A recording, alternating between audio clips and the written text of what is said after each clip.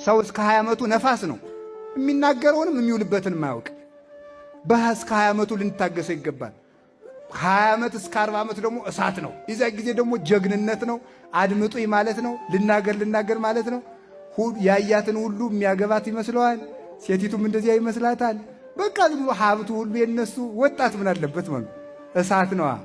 አሁን ደግሞ ትንሽ ጨመር ከ40 እስከ 60 ደግሞ ማን ነው የሚገዛ መሰላችሁ? ውሃ ነው። የዚያን ጊዜ መብሰል ይጀመራል፣ ማሰላሰል ይጀመራል። ስለዚህ እስኪበስል ሰውን መጠበቅ። 60 ዓመት እስከ 40 ዓመት የሞላው ደግሞ መሬት ነው የሚያስተዳድር። ከዚያ በኋላ ያሉ ሰዎች ምንድነው ሽምግልና ሲቀመጡ ደግሞ ለሚቀረው ዓለም ነገ አፈር ልንሆን አፈር እየገዛቸው አይደለም ማለት ነው። ያምርባቸዋል እነዚህ ሲናገሩ ማለት ነው። 40 ዓመት ላይ ቀዝቀዝ ሰከን ማለት ይጀመራል። እዚያኛው ደግሞ ስንገባ ደግሞ ምን ነገ አፈር ለምን ሆነው ነገር ትናንትና ገሌን ቀብረን መተን እያያችሁት ይባለት ይጀመራል ማለት ነው። ስለዚህ ሰው እድሜ ይመክረዋል። ሰውን መታገስ እንዴት መልካም መሰላችሁ! መድኃኔ ዓለም ትዕግስቱን ያድለን፣ ጥበቡን ይስጠን፣ ዕውቀቱንም ይጨምርልን። በጥበብ የሚመሩ እረኞችን ይጨምርላቸዋል። አንድ የቤተ ክህነት እረኞች። አሁን የቤተ መንግሥትን ነግሬያቸዋለሁ። ድሃ አለመበደል፣ ፍርድ አለማጓደል እግዚአብሔር የሾማቸው ባለሥልጣናት ይጠበቅባቸዋል በእውነቱ። እኛ ደግሞ የቤተ ክህነት መምህራን፣ ካህናት፣ ሊቃነ ጳጳሳት እነዚህ ሁሉ እግዚአብሔር የሚልካቸው እረኞች ናቸው። እንደ ልቤ የሆኑ ሰው እንግዲህ እንደ ልቤ የሆኑ ነው ያለ እግዚአብሔር። ሰው እንደ ስሜቱ የሚያስተዳድር አለ፣ እንደ ዘሩ የሚያስተዳድርም አለ። ለዘሩ ጠበቃ እየቆመ ማለት ነው። ለገዛ ዘሩ ጠበቃ እየቆመ የሚመራም ይኖራል።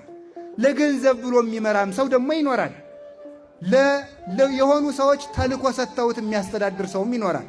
የእነዚያን ሐሳብ ብቻ እንደዚህ ሞንታርቦ ማለት ይሄ ሞንታርቦ አሁን አይጸድቅ፣ አይቀድስ፣ አያስቀድስ፣ አይቆርብ ዝም ብሎ እኔ የምለውን ማለት ነው። ተመልከቱ። እኔ የምለውን ማለት ስለውም ደግሞ ይሄንንም ይላል። ይገርማችኋል አይደለም? እንደዚህ ሞንታርቦ የሆነ ሰው አለ። ዝም ብሎ የተነገረውን ብቻ መጥቶ የሚያፈስ ማለት ነው። እነዚያ የጫኑበትን ሜሞሪ የሆነ ሰው ማለት ነው። የተጫነበትን አምጥቶ ፍስስ የሚያደርግ የማይመረምር ማለት ነው። ስለዚህ እንደ ስሜታቸው የሚመሩ ሰዎች አሉ። ለዘራቸው ጠበቃ የሚቆሙ ሰዎች አሉ። ነገስታት ተልኮ ሰጥተዋቸው እየበጠበጡ የሚመሩም አሉ።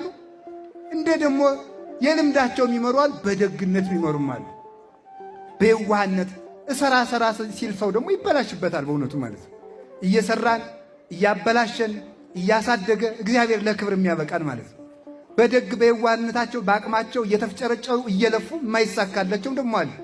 ቁም ነገሩ ግን የሚመራ ሰው የሚያስተዳድር ሰው እንደ ገዛ ሐሳቡ እንደ ዘመዶቹ እንደ ባለስልጣኖቹ እንደ የበላዮቹ ሳይሆን እግዚአብሔር ምን ይላል እያለ ነው መምራት ያለበት። ማን ይላል አልኳችሁ?